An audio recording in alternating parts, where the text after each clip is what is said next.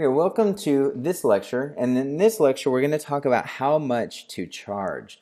And this is a really fun topic because, first of all, it directly affects how much money you make in your business. And also, there's a lot of psychology behind it. So once you have your packages in place, you need to think about how much do you want to charge them? How much do you want to price them at? So the first thing to do is to go back to your goals. How much do you want to make and by when? So from there, you can just work backwards. Maybe you want to make a monthly revenue of $2,000 a month to start. If you price your packages at, say, $500 a month, then you only need to get 4 clients, and that's really not too hard at all. So think about what you saw when you were looking at the competition. What do you think is fair? Is what your competition charging, is that fair? Is it something that you would pay for or not? Also, you need to consider if you want to follow a Walmart model and go cheap and undercut the competition, as they say, or maybe you want to follow a Nordstrom model and provide top-notch service but at a premium price. Or maybe you want to be somewhere in between, like a JCPenney's, I suppose. So you have to think about what kind of clients you want to have. In many cases, the smaller clients come in at a smaller price point will be more of a hassle and they'll demand more. Whereas in my experience, the more Nordstrom-like clients often just trust you to do a good job and they leave you alone. They let you do your job. Just be sure with those clients especially that you deliver as promised.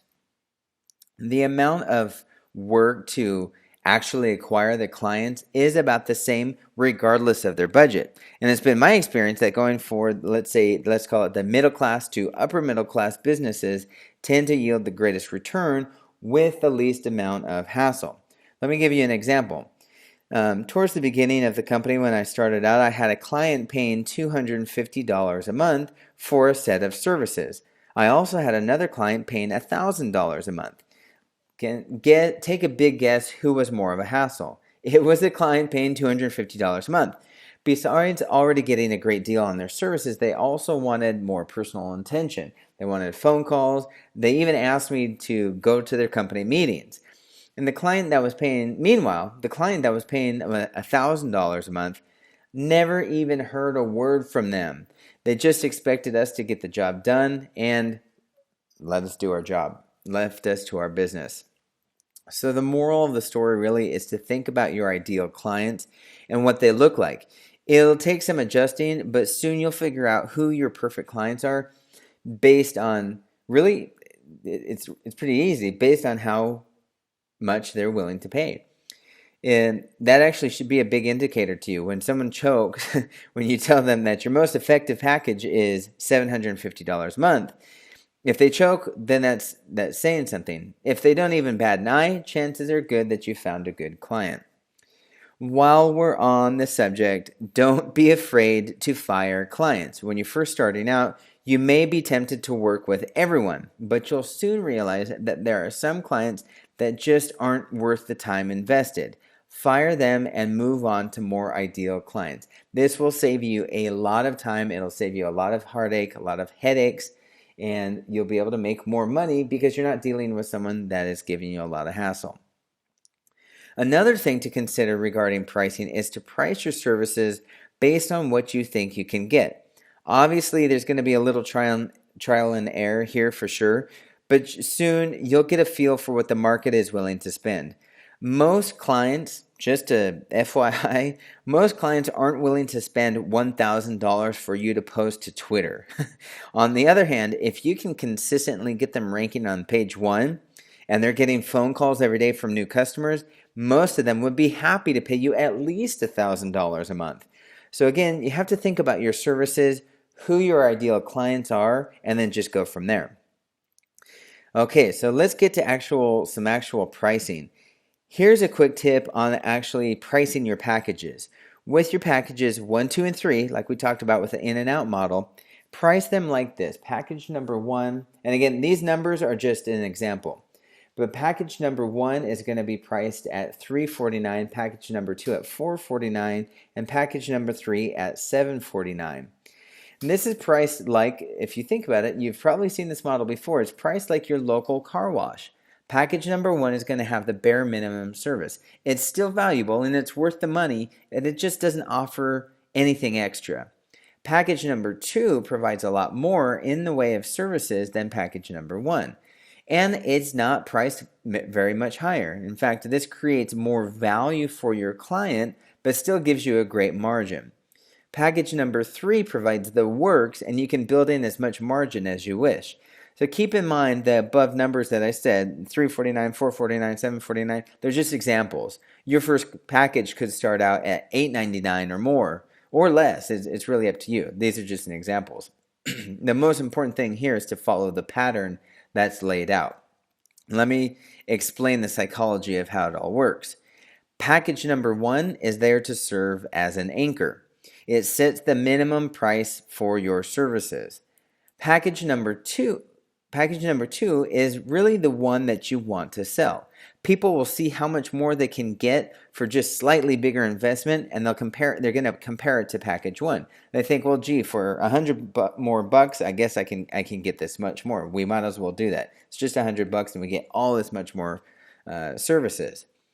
Here's the fun thing. In package number 3, this is the magic bullet. It's a really high number, not too high, it can't be too ridiculous, but it makes number 2 look even better. People think, well, I would love to get package number 3, but I can really only afford package number 2, and package number 2 is a great deal, so I'm going to go with that. This method really works. There's no deception. In fact, most people can see what's happening. You just have to decide what you think is genuinely fair for each package. In other words, if you were to buy your own services, what would you feel that you were getting your money's worth? Go on that premise and you'll be just fine. It's kind of a karma issue. So keep in mind also that you're always going to get the people that want the cheapest package. It doesn't even matter what the actual price is. They just see what the cheapest one is and they're going to go cheap. Doesn't matter if the price is $449 for the cheapest package or if it's $1,049 for the cheapest package, they're going to go for that. Also, you're going to get the people that always want the best. It won't even matter. Again, same thing, psychology, but opposite thinking. It won't even matter what the price is. They just know they want the best and they're willing to pay for it. The huge majority of people, in my experience, will go for the middle package. They'll go for the package number 2. So just as a tip, make sure that your pricing matches the value that you're looking to offer and the services that you offer while still creating a good profit margin for you. So with that in mind, let's explore now the actual pricing amount. Online, there's a heated debate among marketers about ending the number in a 9 versus a 0. For example, $199 versus $200, as you can see here. So there's even talk actually of the magic number 7. If you had $197, the psychology there is that it's not quite 9, but it's more than 5. It's one of those odd numbers. It's up to you really how you want to price it. So, of course, everyone knows that $199 is really like spending $200. We all know that. But somehow seeing the 1 in the hundreds column versus a 2 creates a psychological trigger. And it tells us it's cheaper. So when we're just quickly looking at it, we think, oh, $199. Well, at least it's not $200. So we all, again, know it's $200. It's just $1 away from spending that amount of money. But somehow seeing that 1 there really makes us think that it's cheaper.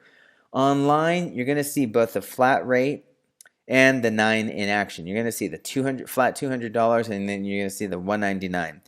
There's some merit, I think, into being straight up and saying, hey, this is my price, $200, period.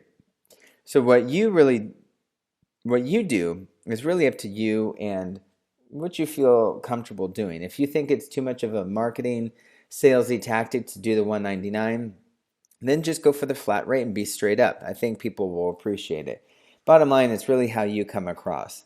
So the actual costs for your services that you establish are up to you and your business goals. So I found personally in my own business, I found great success with the numbers $349, $449, and $749. Again, you have to take into account the services that you offer and if that's fair, and again, if that's going to create a good profit margin for you. That $500 range works very well for the online marketing budget of a big majority of businesses out there. It's kind of a magic number. And these businesses are anywhere from 3 to, say, 15 employees. And when you get bigger than that, of course, the marketing budget for the company usually goes up. And so that's, again, going back to finding out who are your ideal clients. And then you can do your pricing accordingly. So that's it for this section. If you have any questions on this section, let me know in the discussion board, and we can dive deeper into this. But it's a great topic, and it's very important to think about getting good value, offering good value, getting great margin, while still offering a competitive price. So that's it for this section. I'll see you in the next lecture.